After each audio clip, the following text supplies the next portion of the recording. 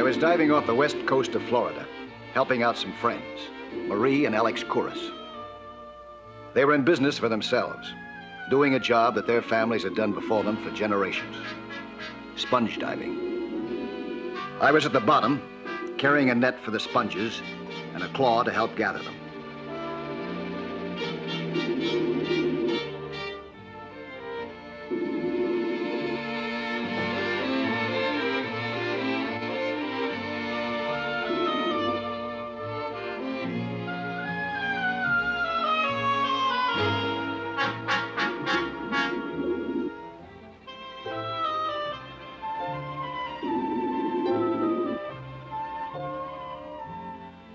My air supply was running low, and I was about to surface when I heard a strange sound, like bells.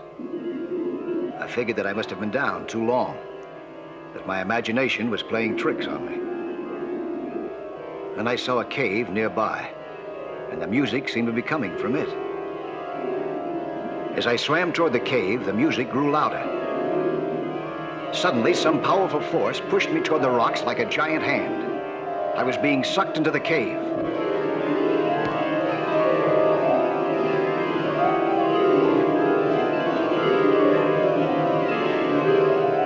I held on with all my might to the ledge above the opening and finally squeezed over it to safety. But I had been knocked around like a leaf.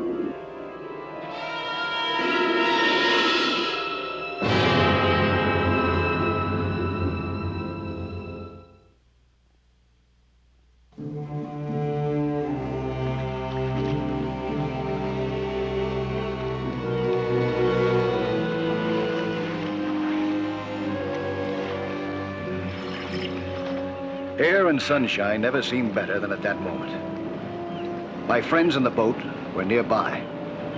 I knew they'd be worried, knowing that I didn't have much air left.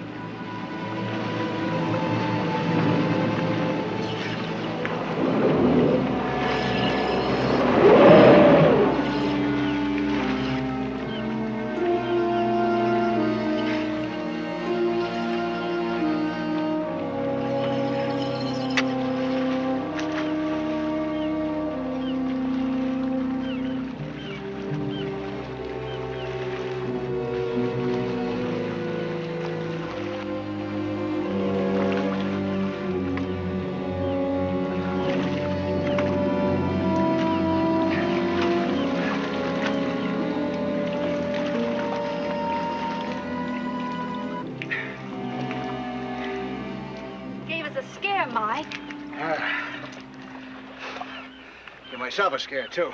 What happened? Well, you won't believe me, and don't laugh at me. But I think I heard bells and music down there. The cave of the Mermaid. We must be right on top of it. Wait a minute, my ears are stopped up. I'd have sworn you said something about mermaids. Yeah, I did. Are you kidding? Alex is not joking, Mike. The bones of my Uncle Elias are down there with her right now. Now wait a minute. This is America. We're in the 20th century. You were born here. You went to school here. Yeah, we don't believe in old wives' tales and childish superstitions either, but there's something down there. But there is a thing that looks like a woman, and it lives in that cave beneath us, and it kills divers. You saw it? No, but many others have. Where are they? They're dead. They heard the music and they were dragged into the cave and they never came up. Well, if they're dead, how did you hear about it?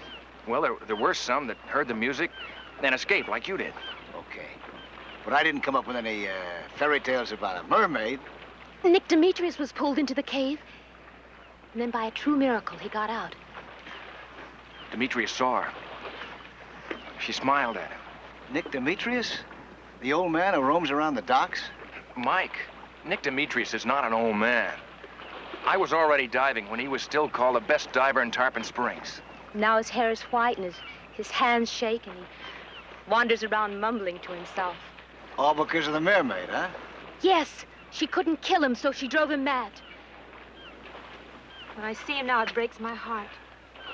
Oh. Hey, Mike, where are you going? Hey, you're not thinking of going back down there again, are you? Yeah. I got a date with Nick's girlfriend. Mike, you don't understand. We have sometimes made jokes among the three of us, but now we're serious. You can believe the stories or not, but there's great danger down there. Sure, there's an underwater current down there. It's very dangerous. Well, isn't that enough to stop you? Nope. Not after that fantastic story you both told me. This I got to see for myself. Mike, please, I beg of you, don't go. Oh, don't you worry your pretty little head now. I got a good manila rope there. Alex will make a lifeline for me. A safety line? Mike, most of the men that died down there were sponge divers. They had safety lines and a full crew to help them. I don't want any part of this. Nor I. Well, okay. I'll do it without your help. Mike, you're nothing but a big, stubborn fool. Well, I'm not big enough fool to believe that story about a mermaid. All right, all right. If you're so set on getting yourself killed, I'm not going to stand in your way. What do you want me to do? Oh, that's the right attitude. Throw the inner line down to me, huh?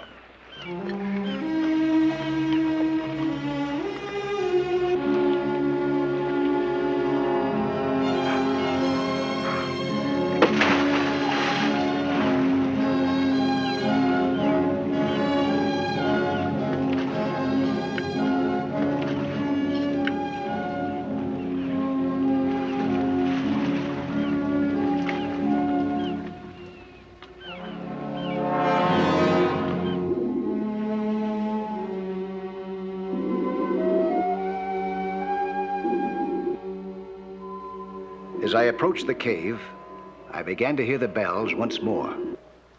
But I wasn't frightened because the current didn't seem as strong as before, and this time I had a safety line.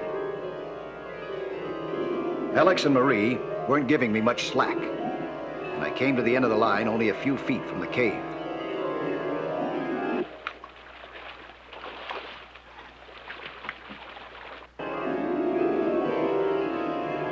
I decided to take the risk to investigate and cut the line. It was a bad mistake. In the next instant, the tremendous current swept against me again, pushing me toward the rocks. I held onto the ledge for my life, hardly knowing what I was doing.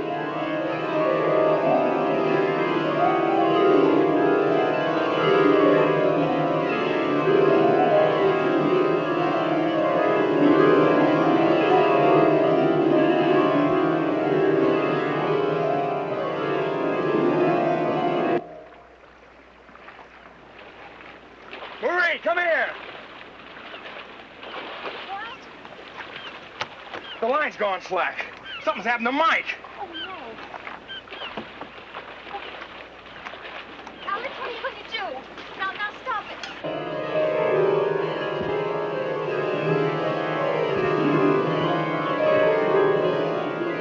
Finally, I scrambled over the ledge again.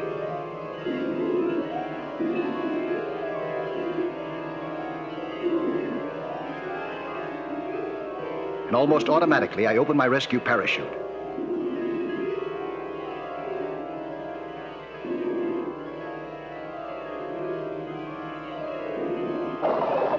Inflated it with air.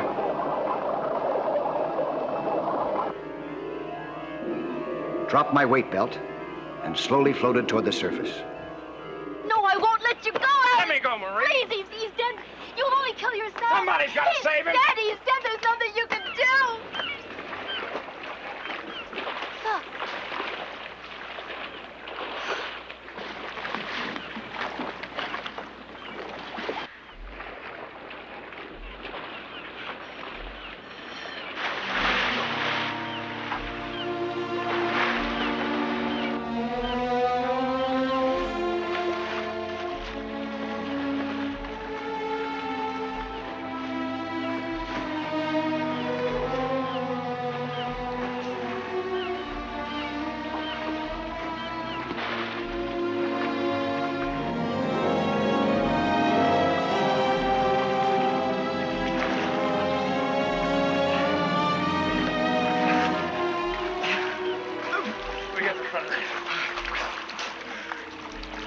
Hang on there, Rob. You got my tank? Yeah. Oh. Okay, let go. Come on, Mike.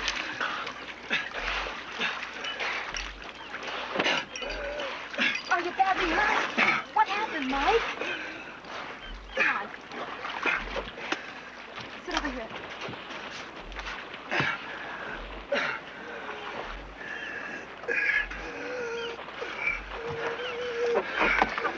take you. I can't breathe.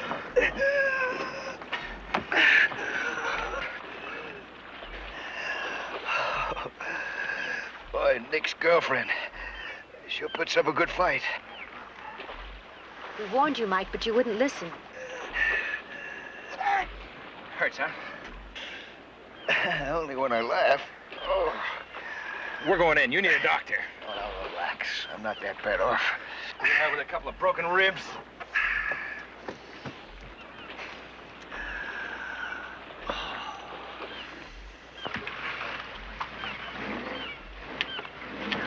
I'm gonna have to do a lot more planning in advance before I tackle that cave again. Again? Alex, Mike is going back again. Mike, are you out of your mind? Yeah, maybe I am. You know that novel, Moby Dick? Yes. Well, now I know how Captain Ahab felt about the white whale.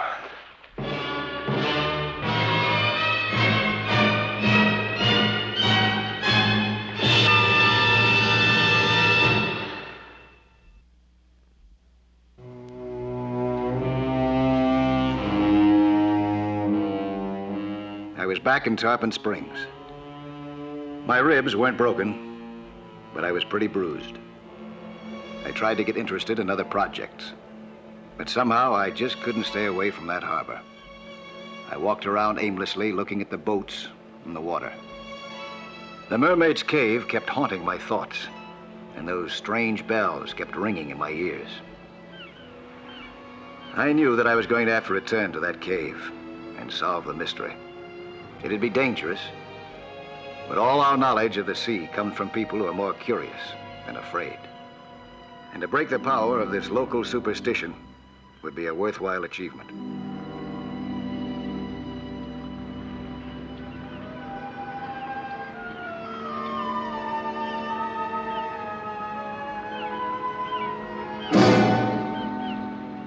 You Mike Delson? Yeah, that's right. I'm Nick Demetrius.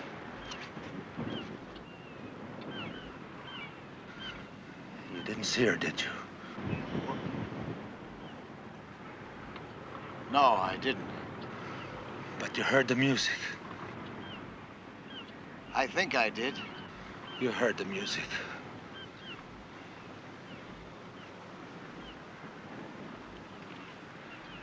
You heard the music.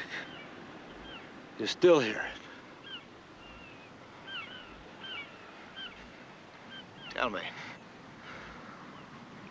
what happened to you? I don't like to talk about it. Yeah, I understand. But it'd be a great favor. Please, I need your help.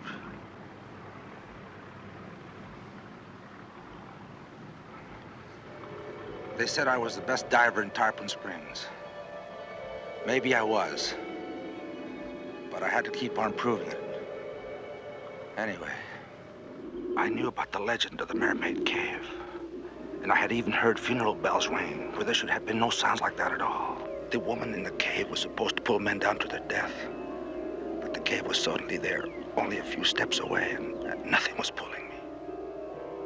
I was a sponge diver, the best sponge diver. And maybe the sponges for which I searched were in the cave. All at once, something was pulling me down, something I could not see to fight against, and then I saw her. She seemed to smile as the cold hands of the dead men pulled me toward her.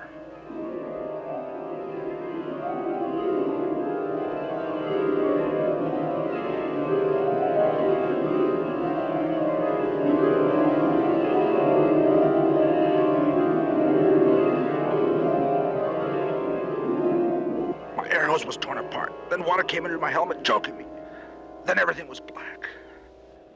The darkness ended for me many days later in a hospital room in Tarpon Springs.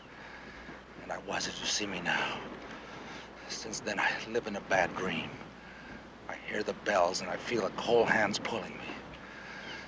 And always, I see her face.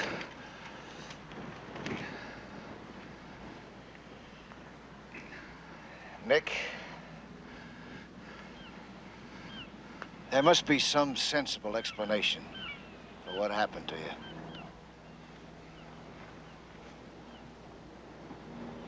She had a beautiful face, Mr. Nelson. But you're a lucky man. You did not see it.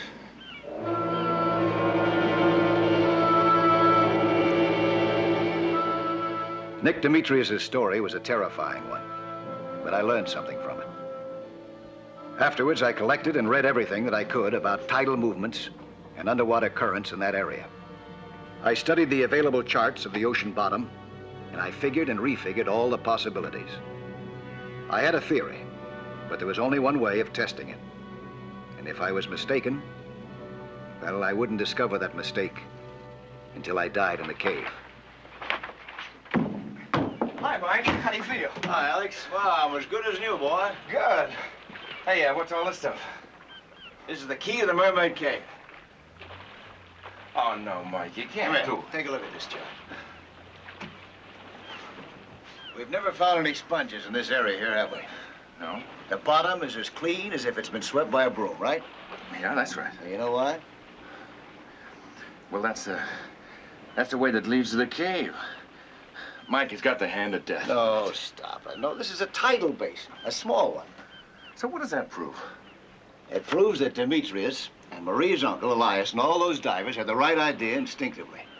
There are sponges in this cave. Are there? I think there are. See, there's strong currents that run through this basin, and they drag everything in front of them into this cave. Just like they'll drag you. Look, maybe there are sponges in that cave, but as far as I'm concerned, they can stay there till Judgment Day. I don't want any part of it. You say that the currents account for the men who were trapped and died in there? Yeah. That's right.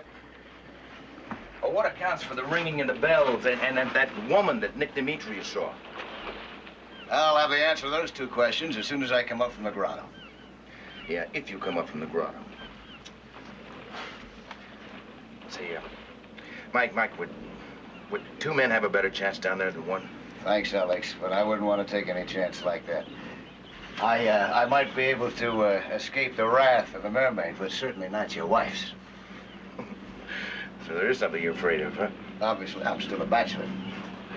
Well, when do we leave? No, now, Alex. Oh, we'll take my boat. Look, I can be the pilot if I can't be the diver. Only, let's get going, huh? Before I change my mind. Okay, let's, huh?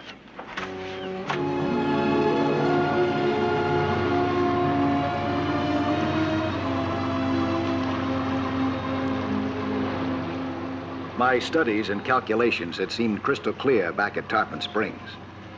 But now that we were on our way, I wondered how sure anyone could be when he had to contend with such tricky currents. Alex, there's a time when it's reasonably safe. It depends on the tide, mostly. Well, how do you know that? Well, I don't really. But I do know that the currents are not constant. I noticed that, and so did Demetrius. And I think that I figured out almost exactly when I can count on a minimum amount of turbulence. For how long? Well, it's hard to say. It could be for as long as a half an hour. Or just for a few minutes?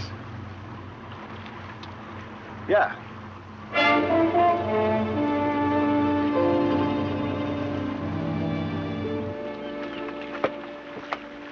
Hey, Mike, do me a favor this time. Don't cut the line. Well, you give me enough slack and I won't. Time already? Yeah, it's just about. I'll see you all later, huh? Sure. See you later. Mike. Good luck.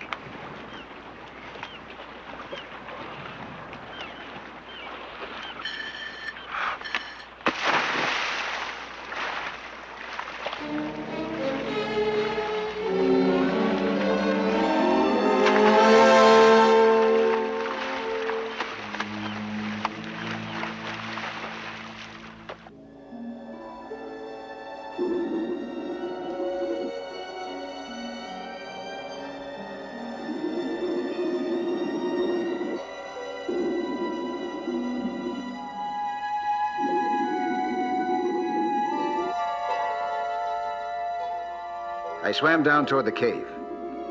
was just the time that I figured the currents would be the weakest. If I was wrong, well, anything could happen. But I seemed to be right. The water was calm, and I didn't hear any bells.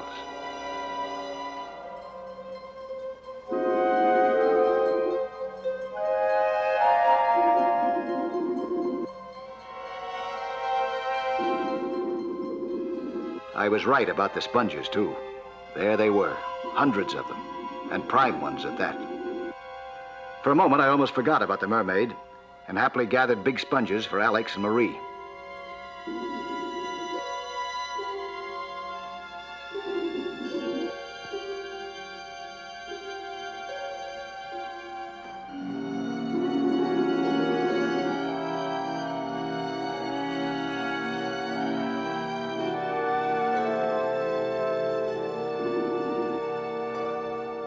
It was still quiet, so I decided to send up the sponges on my safety line and explore the cave.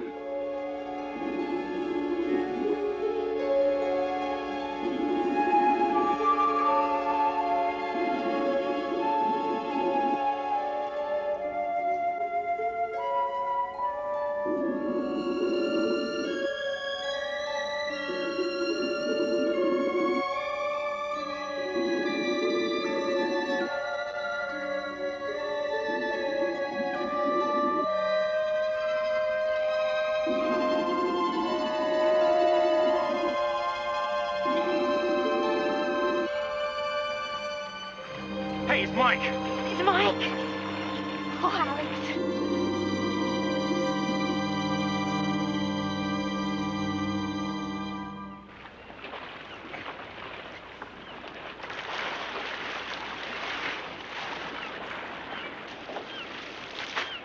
Sponges! As I entered the cave, the current began to suck me in again. It didn't seem as strong as before, so I went along with it. There were those bells again. Very faint, but I could hear them. Suddenly, there in front of me was the grim reminder of what might be in store for me. The mournful remains of other divers who had been pulled into the cave before me. The bells were getting louder. The current was getting stronger. I realized that I'd have to get out of there in a hurry, or not get out at all. Then I discovered the secret of the bells. A heavy old anchor chain that clanged as the current ran through. And beyond this, there she was, finally, incredibly, the Mermaid.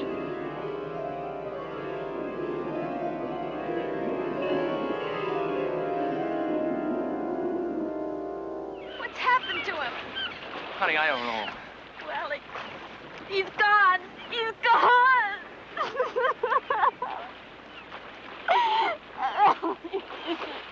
Hey, give me a hand.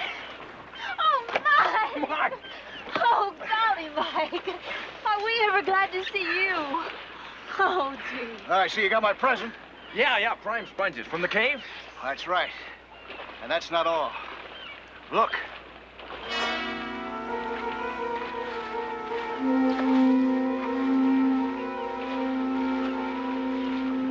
Well, that's the Mermaid? That's the Mermaid. She doesn't look so frightening up here, does she? No, she wasn't so very frightening up here. A carved wooden figure from the prow of an old wreck.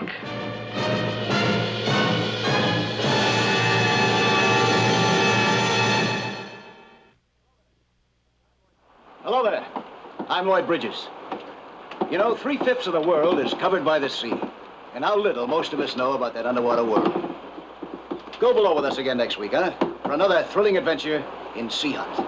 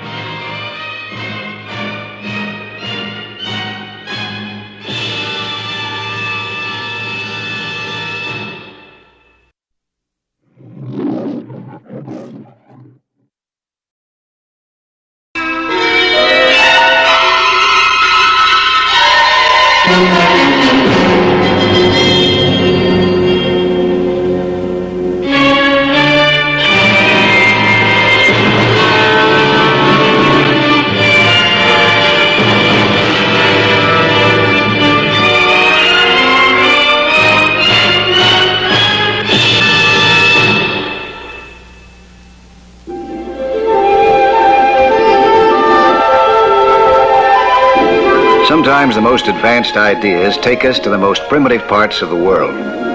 That's why I was diving one summer at the bottom of a remote South American lake.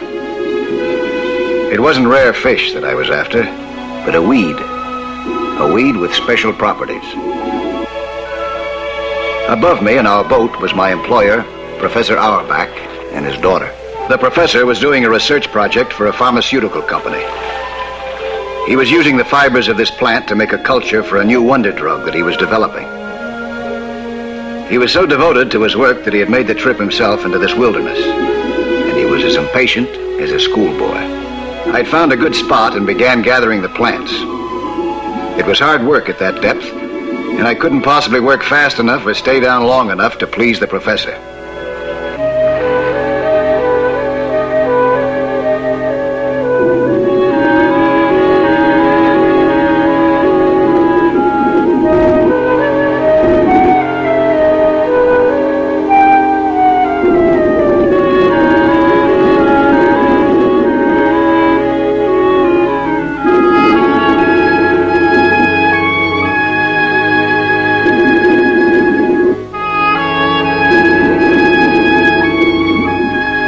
In his enthusiasm, he minimized the problems of working underwater. In fact, all the problems of our project, including the hostility of the local fishermen to this abrupt intrusion of the 20th century into their age-old way of life.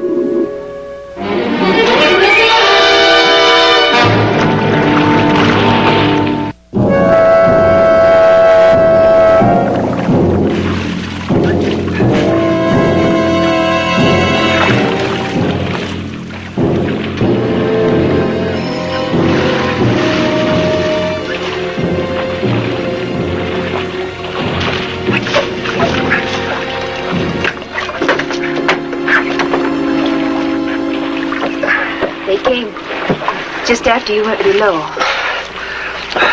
What do we do? We ignore them. Pretty hard to ignore a gun. Have you tried talking to him? Well, I'm a bacteriologist, not a diplomat. I'll give it a try. How's your Spanish? Not too good. Senor, puedo hablarle. Estamos amigos. Amigos. What is this thing you have on your back? It gives me air when I'm underwater. I just getting this weed here. You will not be funny with me, mister. It's the truth. It's a special kind of a weed. It's for this gentleman here. He's a bacteriologist. What does he want with the weed? He's going to make a medicine from it. Medicine? On the bottom of the lake? You think that I believe that? You have come for the fish. You have a way to capture hundreds of them all in one time, huh? You will frighten away the fish as the big steel airboats have frightened away the ducks and they don't come back. Steel airboats? They must mean a jet plane. There's a jet airbase nearby. Look now. We're telling you the truth. We're not after your fish. We stay. We wash. Well, let's move to another spot.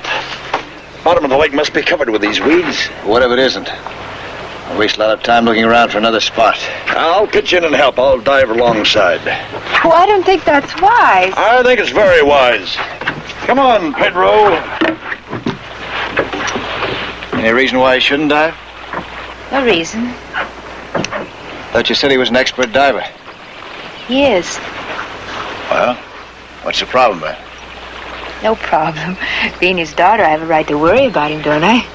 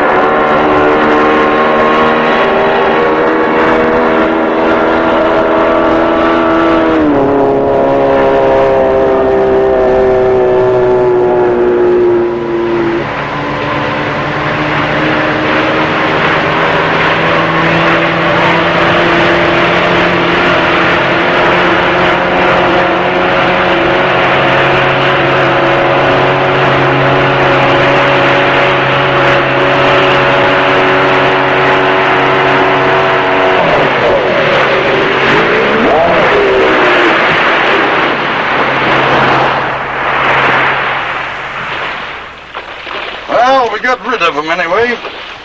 I hope so. How you feel? Trim as an eel. I'll beat you down by 50 feet. You've dived in deep water, huh? Yeah, it's 100 feet or so.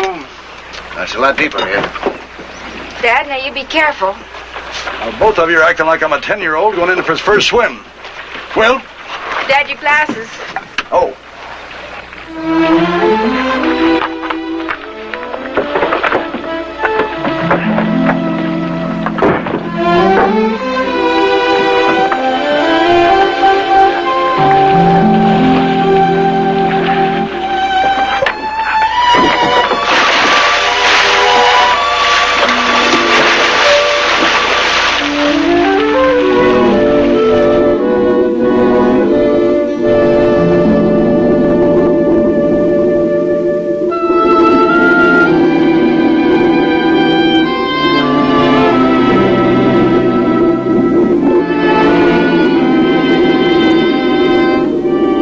For an old man, the professor seemed to handle himself unusually well, even though he wasn't accustomed to diving, especially at these depths. It seemed to me that Marion had no reason to worry about him.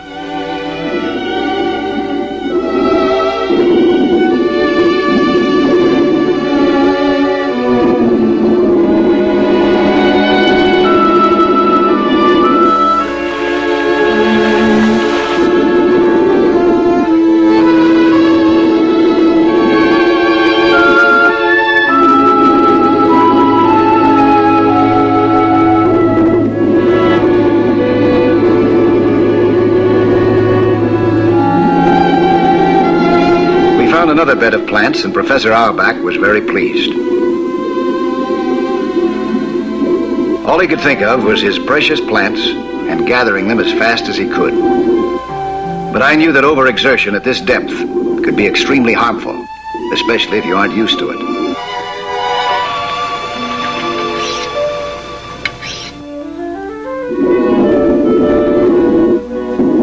So after a while, I suggested that we call it a day.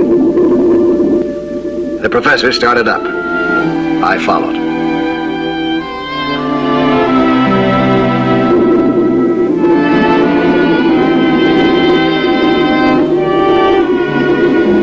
Then it happened. The sudden appearance of a big alligator was too much for the professor. He knew that they wouldn't bother a diver, but panic made him forget everything. He shot to the surface as fast as he could. The rapid change of pressure was sure to be dangerous, but he was gone before I could stop him. I had to go up slowly myself, for the change in pressure would get me, too.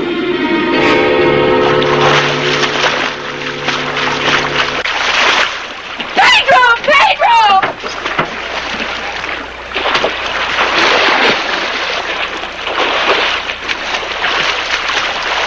Hurry! Hurry!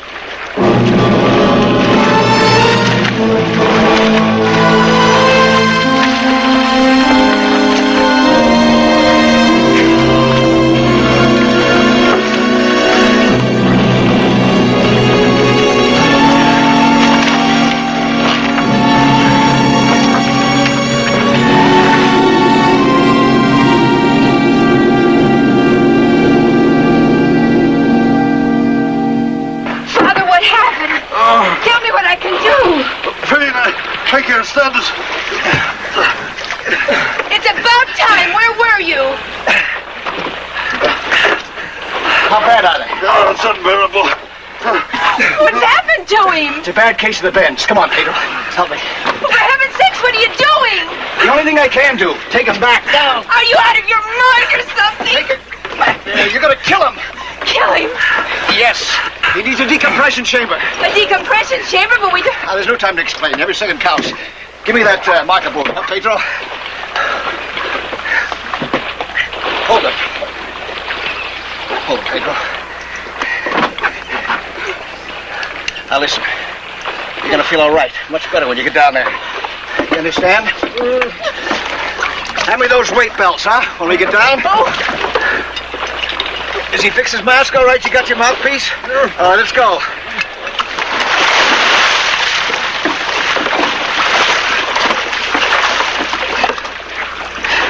Put him around the shoulder, huh? That's right. The other one? Okay, fella. Let's go.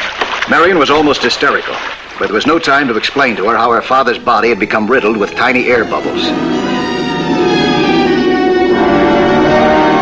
A return to the heavy pressure below would get rid of those bubbles and keep more from forming. This would give the professor some relief. But he couldn't stay down there very long. Bringing him slowly to the surface in the usual way wouldn't be adequate now. His body had had a terrible shock. He needed several hours of decompression, the kind that he could get only inside a chamber. This signal line was now his only link with us, and with life. A link that would be broken permanently if we couldn't find a decompression chamber. A hopeless task in this wilderness.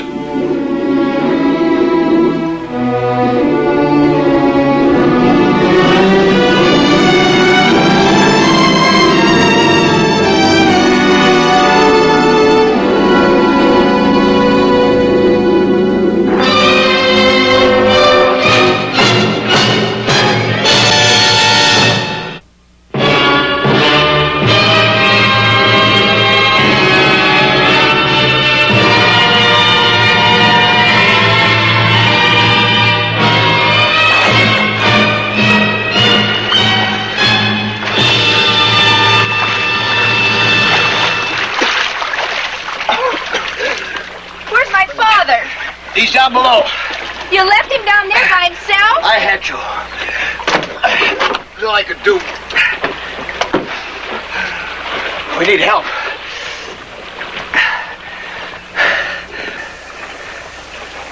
Oh, no. That's all we need. Well, it gives me an idea. Keep your eye on that marker down there. Let me know if your father signals.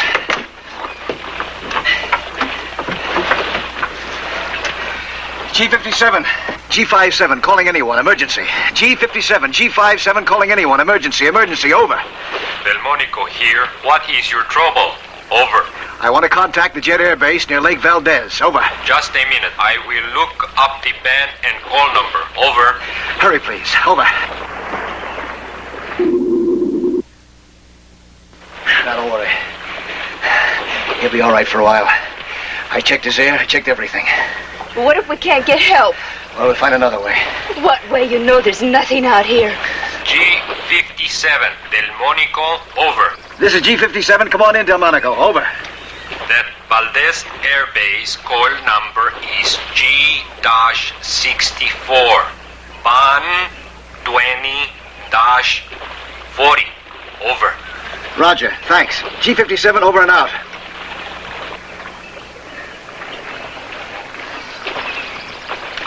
Come in, G64.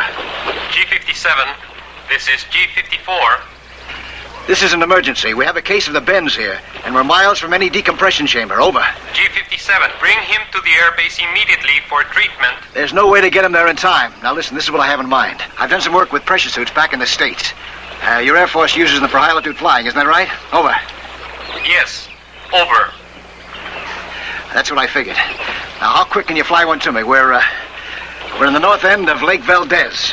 Over. G57, it will take 20 minutes. That's great. Tell him to look for a smoke flare, huh? Hurry. G57, over and out. Well, got ourselves a pressure suit. Poor Dad. I never did understand what the bends were. Must be awful. The bends are, well, they're kind of like opening a soda pop bottle too fast. The sudden release of pressure creates all those bubbles. When your father came up too fast, the sudden release of pressure on him created all those bubbles in his body. And nitrogen bubbles all throughout his whole system. They're very painful, and they can be fatal unless you get rid of them right away. The only way to do that is to cap the bottle or take your father down to the bottom again. Well, I thought we needed a decompression chamber for that. We do. That's a little too heavy to drop. Next best thing to it is the pressure suit. Will it really work? Well, I don't know if it's ever been tried before, but it should work. The Air Force uses it for supersonic flights at tremendous altitudes. And the body undergoes the same kind of pressure changes down below as it does up there. Look at that. Market boy, get that extra tank for me, will you? Now, if that jet comes by, be sure and put up a smoke flare, huh?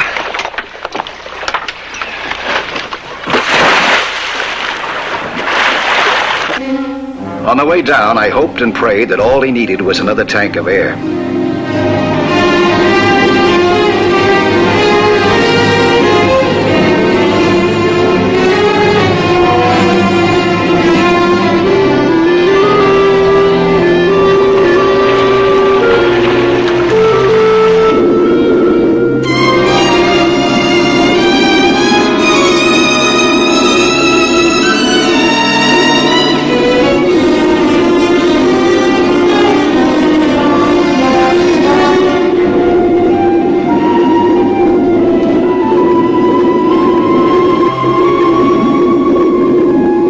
Back to the surface now with no decompressor waiting for him would be inviting death. But he was losing consciousness. I had to take him up now.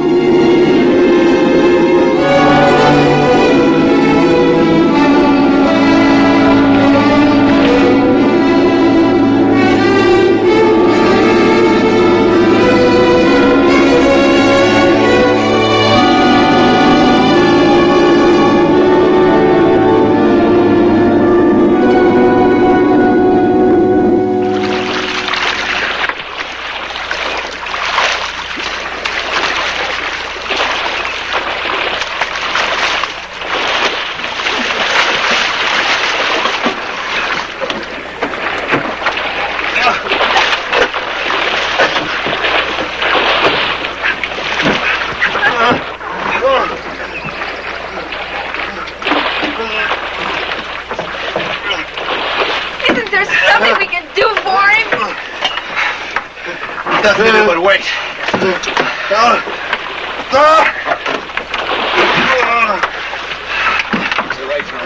Wait? How much longer can we wait? Look at him.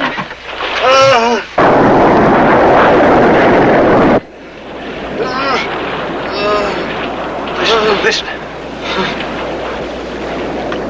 Pedro, get that smoke flare.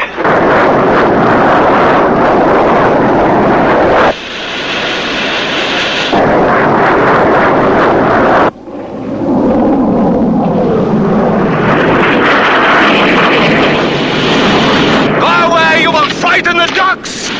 He's going away again! No. He's just turning around. He's gonna come in low before he drops it. There he comes.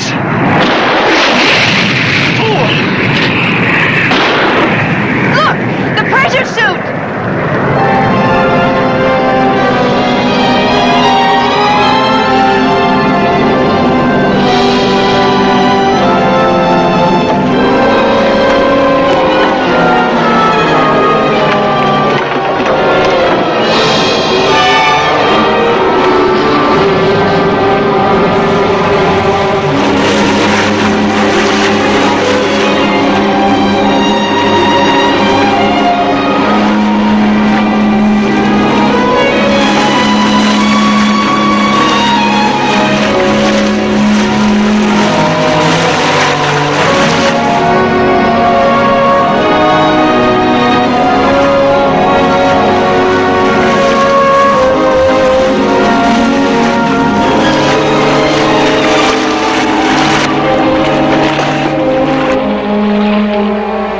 Take it, senor. Wouldn't do you any good. It was dropped for us. Carlos, you will bring it in the boat.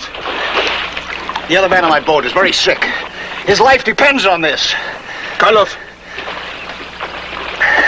If I don't get this to him in time, I'm going to hold you responsible for his death. Get in the boat. We will see. Here, help me with this.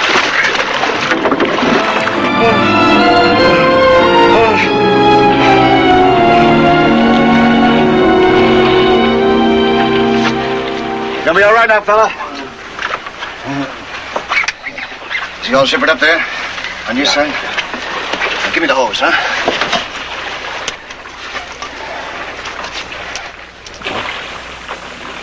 All right, kick it over.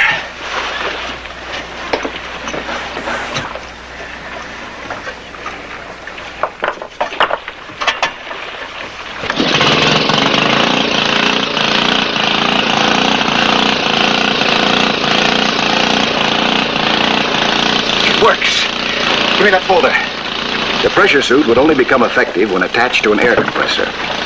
I wasn't sure if the one we used for our diving lungs would do the trick. If the two fishermen would leave us alone long enough to use it.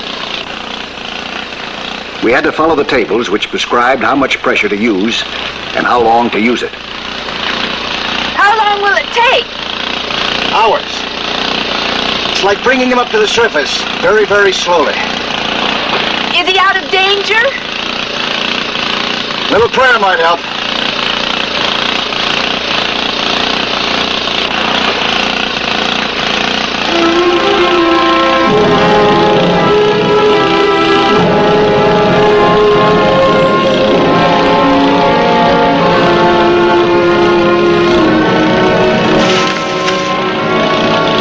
Carlos, escopeto.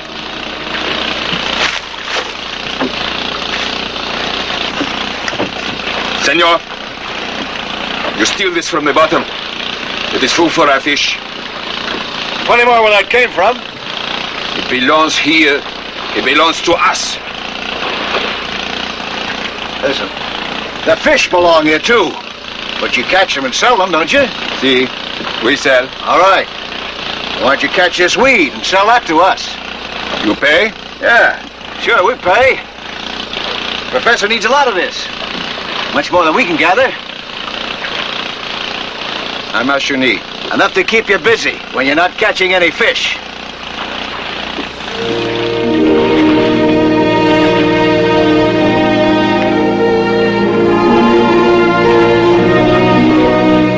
We had brought the professor back to surface pressure.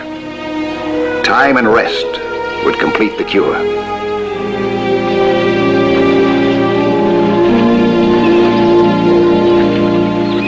How do you feel, Dad?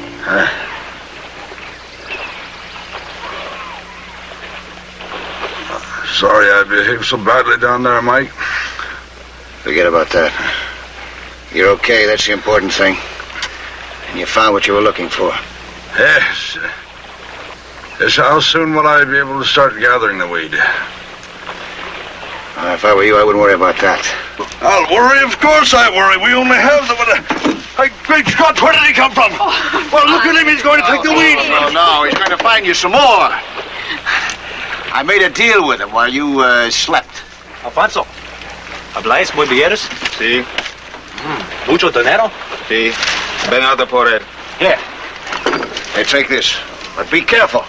Gracias. Ándele.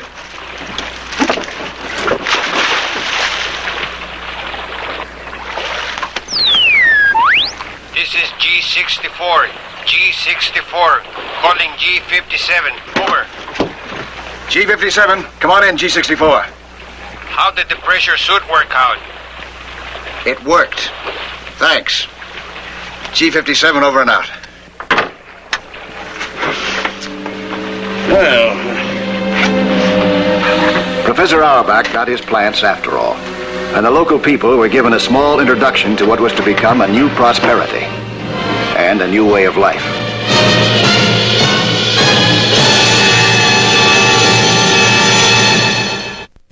Hello there. I'm Lloyd Bridges.